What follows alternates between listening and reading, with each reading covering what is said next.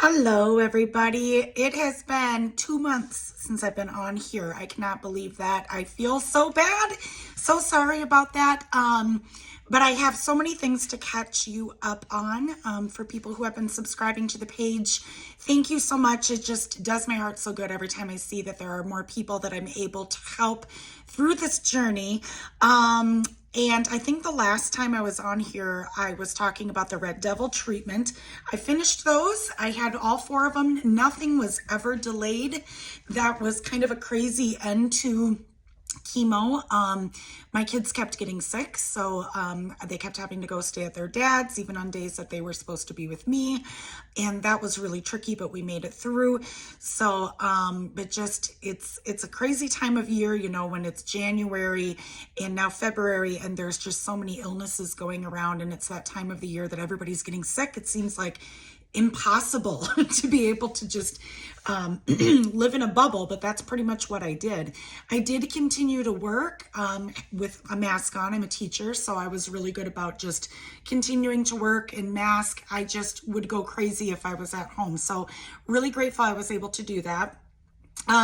So the last Red Devil treatments, I can say for those of you who are still maybe haven't had yours yet, or you're going to be starting it, that AC chemo, I would say the third treatment was the worst. I think I was a lot more nauseous, but I never did have to take any nausea medication at home. Again, for me, the combination of the pre-meds that I would get before chemo really helped. So I've been very blessed in that respect. The last Red Devil treatment, I had some more interesting side effects, but I think I had a lot of adrenaline running through me because it was my last chemo. I was really excited. I had my childhood best friend here again, and we organized a little bit of a bell ringing at the end of that chemo. So I had like some of my closest friends, some of my family come, and after I was finished with the last treatment, we went outside because they don't actually have a bell for you to ring where I go, which I think I've explained before and understand why they don't. So I wanted to be really conscious of the fact that not everybody is finishing chemo, right? And not everybody is able to celebrate that milestone. So what we did is my best friend brought a bell for me to ring outside, and I did that. And her husband recorded it the whole time, and then everybody else had a little bell that they ring, and that was a really big surprise for me after I rang mine, and it was just beautiful. So I got some gifts. I got, everybody was they showed up, and it was amazing. And my friend also secretly put together a video for me that includes my bell ringing, and also had contacted a bunch of family and friends and asked them all to send pictures or a video of them ringing a bell. So she collected all of those things, and then she and her young adult daughter put that video together for me while they were at my house and presented it to me. I think it was a couple days later while they were here. So it was amazing. So I highly suggest celebrating each part of your journey. When you are done with chemo, make a big deal out of it. It's a huge deal. So that was really special. Since then, 3 weeks after, instead of going for chemo, I went and had surgery. I chose lumpectomy, and I did have that done a week ago. It went great, no problems. My surgery was delayed that day, but I think that that's kind of common. So that was kind of hard. My biggest complaint, honestly, was the fact that I could not drink water. I was able to drink water until I had to arrive at the hospital, which was 11 a.m. So that was good. I did get to drink water that day. Couldn't have coffee. That was actually hard. I had a headache because I am definitely a caffeine addict. But the surgery went seamlessly.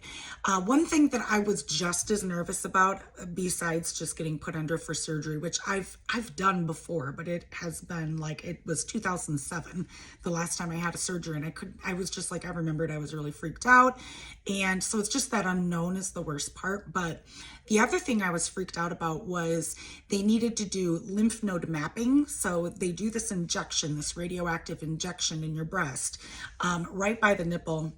And I had heard so many stories about how this is like so painful. Some women were like, this is worse than childbirth, or this is the most painful thing I've ever been through. And other women were like, this was nothing. And I thought, this is so strange that some women say it's like the worst pain ever, and others say it's not. So I had my surgeon, I had asked her if there was like any way I could get like something to calm me down before that. Well, it turned out, she thought I could, but it turned out I couldn't. So I was like, all right, it was kind of the point of no return. I'm like, all right, well, we're doing this, right? So I went there and I had it done, and I was like, that was it? So it was really no big deal. It was 2 shots. The first one I barely felt. The second one was like a bee sting. So I asked them, because someone had mentioned to me that there are 2 different kinds that they use for this injection, right? One can be very, very painful, and it's like 4 shots. This other one is newer. It starts with an L. I can't tell you what it is, the name of this injection, but it starts with an L. So if you want to ask someone, your doctor, say, am I going to get the one that starts with an L? That would be what you want to ask. That's the one you want, okay? And she did say, yes, this is the one that starts with an L. And I said, okay, that makes sense. That's why it was not so painful. And she said, I cannot believe that there are places that still use that other one. And I said, yeah, I go, there must be, because some women say it's like incredibly painful. So hopefully that little tip helps you. It sounds like most people do not get that other kind of old school injection, but some people do. So I don't know. I did not, thank God. So after I had that done, I was able to really relax, but I still ended up having like 3.5 hours till my surgery. One thing that was different with this surgery versus the one I had in 2007, which was actually the one in 2007 was just as invasive. It was like I had a huge ovarian cyst that was taken out, and also oophorectomy, which means they took most of my my left ovary back then. So I do not remember getting any kind of like sedative or something to calm me down before anesthesia started, but I did have that before my surgery this time for my lumpectomy. And I will tell you, when they give you that, you do not care at all. So that really calmed me down. They gave me a dose of that before I went back into surgery. Then they gave me another dose once I was there. And then they tried to trick me with the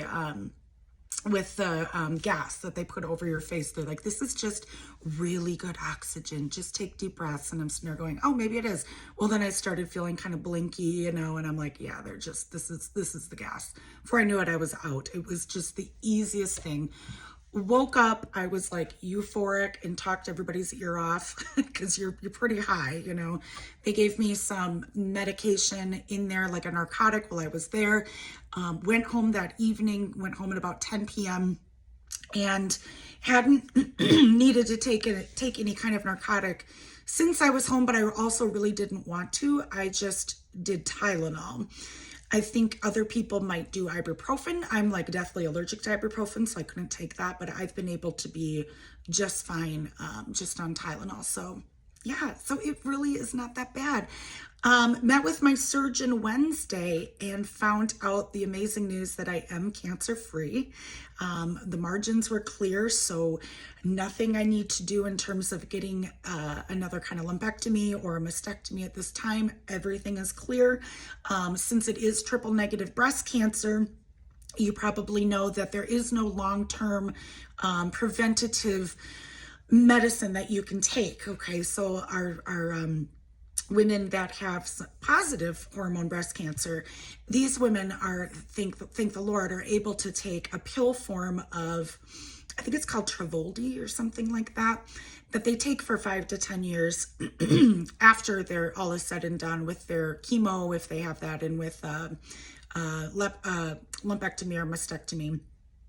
So there is a medication that they can take that prevents their cancer, helps prevent their cancer from coming back, and that's wonderful. Well, they don't have that for us triple negative girls. So what they do have is continuing my whole treatment on Keynote 522 is continued immunotherapy every 3 weeks, like we have had through the end of July. So I'll have 9 more of those. I had one actually yesterday. So it was my first time having immunotherapy without the chemo, and honestly, it's been fine. I don't have any like bone pain or anything like that. And then the other thing that can help us triple negative girls as well is radiation. Which you do get if you have a lumpectomy.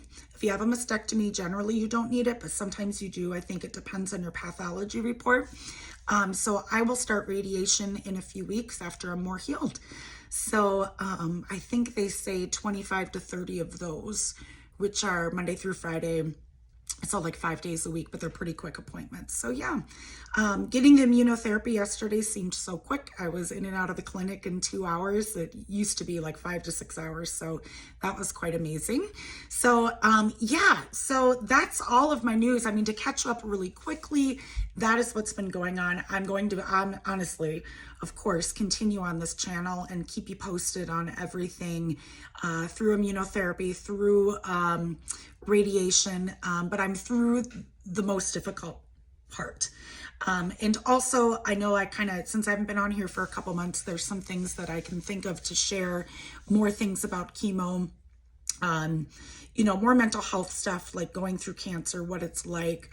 There's more things I'd like to talk about in that respect as well. And just hope that I can continue to help people through their own journey. So on like a more fun note, my eyelashes are growing back, my eyebrows are growing back, but I do have makeup on. But it's amazing how quickly that's happened with eyelashes growing back. When they do grow back, it's really common for them to fall out again, because your eyelashes are usually on a growth cycle, and when they all come in at once, they're all going to fall out at once, right? So then they kind of have to relearn how to just kind of grow, I don't know, the usual way where we always have eyelashes, but we're losing and growing eyelashes, right? And then my hair, I can show you, don't have much hair still. It's still pretty bald over here, but I've got, it's fuzzy. So I'm really eager for that to happen. It's funny, I like check in the mirror every day and I'm like, has anything changed? And really, it's gonna take a while to notice if my hair has changed.